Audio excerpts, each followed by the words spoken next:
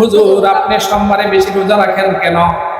তোমরা কি জানো না আমি এই দিবসে জন্মগ্রহণ করেছি? তাইলে এই দিনে রোজা রাখা কি সওয়াবের কাজ না গুনার কাজ? কিসের কাজ? আল্লাহ রাসূল এই দিবসের কত প্রাধান্য দিয়েছেন। আকিকা কয়বার হয় বলেন? আকিকা জীবনে কয়বার হয়? আমার নবীজির যখন 7 দিন বয়স তখন রসুলের দাদা নিজেই আকিকা করেছেন। রসুলের কি করেছেন? আকিকা করেছেন। অথচ আল্লাহ রসুল নিজে যখন দিনের দাওয়াত দিতেছেন ওই মুহূর্তে সাহাবীদেরকে দাওয়াত দিয়ে বলে, সাহাবীরা রে আসো, আজ সোমবার আমার জন্মদিবস, আমার আকিকা উপলক্ষে আমি নিজে পশু জবাই করে তোমাদের মেহমানদারি করব। বলেন না সুবহানাল্লাহ। তাইলে আল্লাহ রসুল নিজ হাতে পশু জবাই করে এই রসুলের জন্মবার্ষিকী উদযাপন করছেন কি করেন নাই?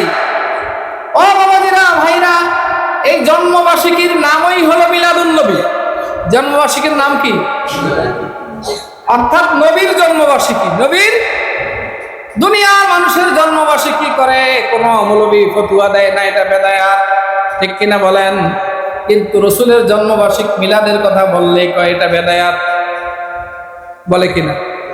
বেদায়াতই তো বুঝে না। বেদায়াত অর্থ নতুন আবিষ্কৃত, নতুন যেটা আগে ছিল না সেটা করা।